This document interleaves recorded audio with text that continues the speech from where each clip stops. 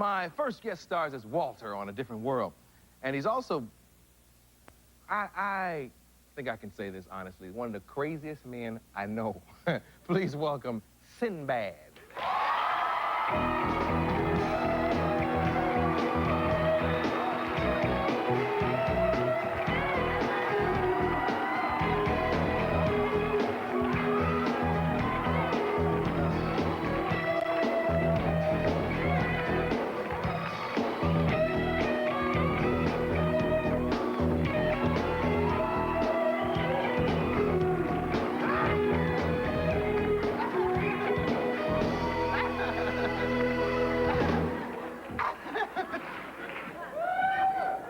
Arsenio, I want you to know I'm bigger than Bill Cosby.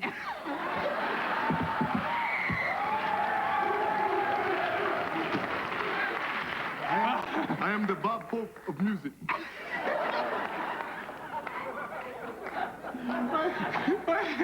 Okay, stop. You go blind with some hair like this, huh?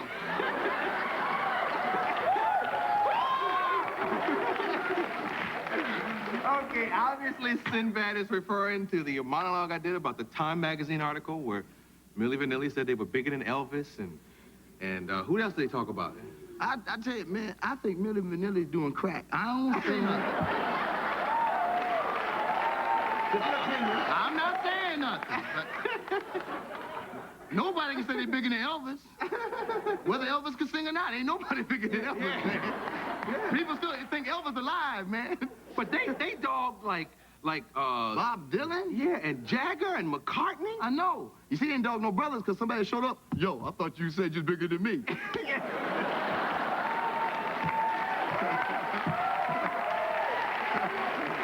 Snatch that weave off his head. I think it'd be very funny to see them get beat up by the Temptations. You know what I found out, though? What's that about?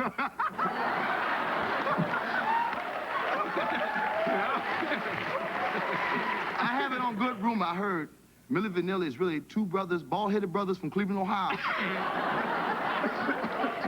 who used to sing in a church choir, and they owed some money, and they had to get their hair done that way. Oh, gosh. Man, I can't believe they wear it like this. Is irritating. You can't see stuff in between the hair, man. Yeah, it's rough. This is rough. I might keep it, though, because not how weed make you feel strong. I'm like... Oh, gosh. Manili bashing. You know, I got something for you, though, brother, because I know how much you love Milli Vanilli. I want you to have the picture. I want you to have the tape. Oh, thank you. And the shirt. Oh, yeah. And the Milli Vanilli poster. Oh, yes. I had Milli Vanilli's greatest hits, but wasn't nothing in it.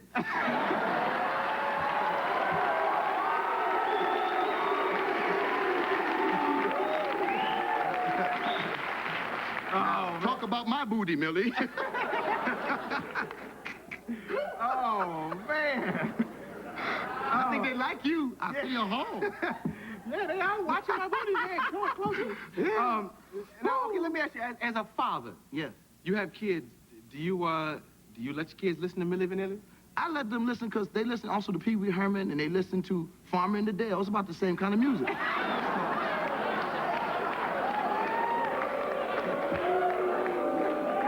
Now, I ain't gonna put Milli Vanilli down because you gotta admit, somehow the tune stick in your head, you be driving. Blame it on right.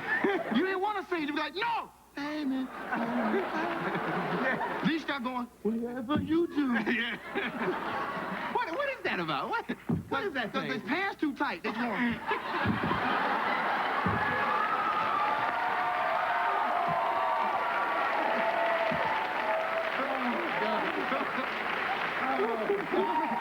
Wait, look, I'm gonna let you take the wig off. We're gonna take a break and come back. No This more. ain't no wig, please, excuse me. No more Manili bashing. We gotta talk about your album and your career. We'll be right back with Sinbad.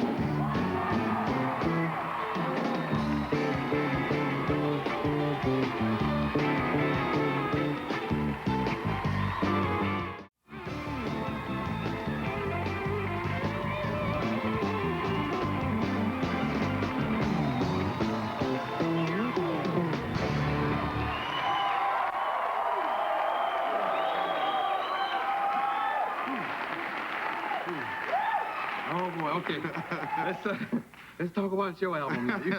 You have an album coming out. Yeah, it's been the long-awaited album, the mystery album. It's gonna come out in April, end of April. So we like putting the finishing touches on it right now. It's gonna be nice. And was it live someplace? Well, we taped the stand-up was live in Detroit, Atlanta, and D.C. Oh, all right. Yeah, they don't live it no more. And then I got MC Light on the album. I got the boys on the album, so it's gonna be, yeah, it's gonna be live. So there's some music on there too. Oh, it's like, I'm like Chunky A. Stretching out. Yeah, stretching out. Yeah. Okay, that's good. And why did you name it what you named it? Brain damage? Yeah. It's dedicated. It's dedicated to every married man in America, because if you're married, you messed up, Jack. Yep. You are severely brain damaged. Now, why you say that? Now, See, you single, man, but when you was dating, I can tell when you're in love, because you be coming on the set. Next week, our guest will be... you have some love problems. See, when you're single, you be like, next week, our guest, just get busy! See? Look at the married talk show host. Well, next week we'll have, who's coming next week, Sandra?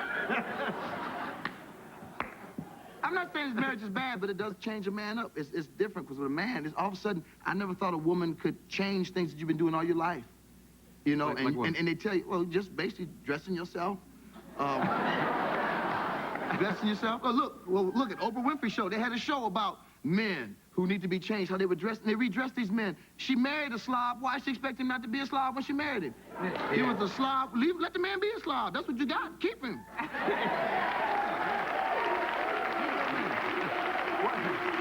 If you had to cite one thing, what's the most difficult part about being married? There's no toilet tissue left in the bathroom anymore. Women go through like oodles of rolls of toilet tissue. You stop by. I never thought why they had 12 packs. When I was single, I was like, 12 pack? That lasts a year. One roll a month. That's good. Why do you think they go through so much of it? I mean, they use it for everything. They clean stuff with it. They wash the car. They have books out, how to use toilet tissue to save your marriage. It's incredible, man. When you deal with sexuality and you're married, you're with the same woman every night, how do you know when it's time to make whoopee? You know, I have a hard time, because I like to talk about my wife in that way. They'll tell you. You don't have to know what time. They'll tell you. Really? Yeah, they'll tell you when it's time, you know, because they are in charge. So you just come home like, they're in charge. They'll let you know. You believe that in a marriage, the woman is in charge? Man, look at all these married people. Look at these married men. They sitting here like this. They didn't know they was coming tonight. Oh, we gonna see our Cinto?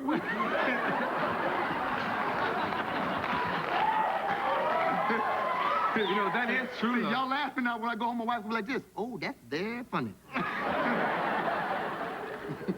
You know, when you think about it, though, It whatever is. she want to see, that's what you Look at a married man when he goes somewhere. You're like, hey, man, somebody want to go play some ball? Honey, I seen them. Want to go? No, if I can go.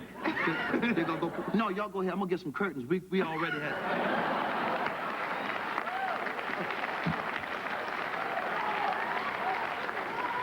Oh, guys, let's talk about your kids, man. How your kids? Okay, so I got my daughter. She's with me right now. She might be in the green room. She'll tear this place up. But kids, my boys, 1 year old, they're both like Amazon people. They're going to be like big people, man. Well, you're a big man. Well, I'm getting back in shape, man. Tonight, y'all hear it on live on the Arsenio Hall show. I got a brother that's training me, man, Peter Thompson.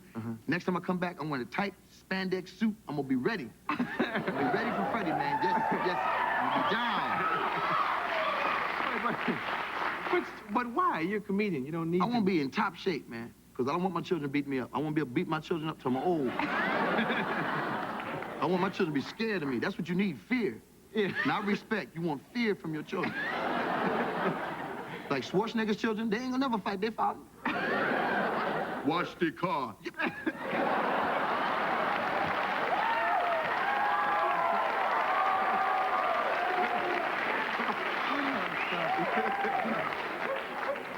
Let's talk about this show for a minute, because all these people know you from a different world. Yeah. You play the character of Walter, and you know that show is going so well. It's always in the top 10 and everything. If you could change some things about it, what would you change? if I could change it, I would have got the deal that Bill Cosby got, so I could. If I could, you know, I like the show. The show's been very good to me, and I think it's very good for showing America a part of black colleges. I just wish sometimes you could show a little deeper view of black life. I think TV sometimes gets scared, like, but they might not understand.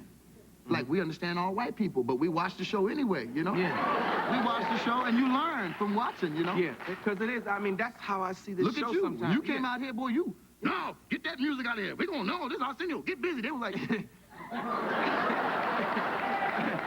Well, you know, it's an exchange, man, because I talk to you now and I talk to Josh Taylor, and we can all, like, teach each other, and it's a cultural America, exchange, man. People forget America is, but they forget something about black people. We are from another place, but we're raised here. We're born here. We have the Back to Africa movement, but we're raised in America. We're And like, you know what? The Back to Africa movement, I ain't going nowhere. no, we ain't going back. I ain't going nowhere.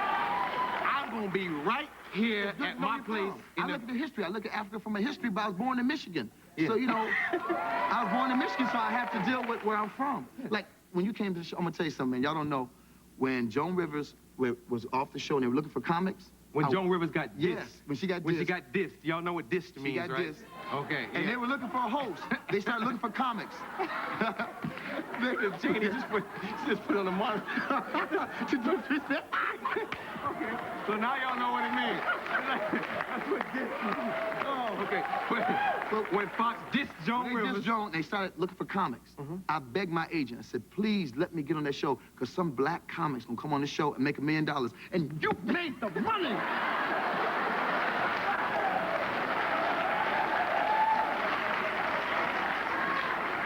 Then my agent called me. Oh, guess we was wrong, wasn't we? That's why every time that theme song come on, whoop, whoop, I go, no, that could have been me.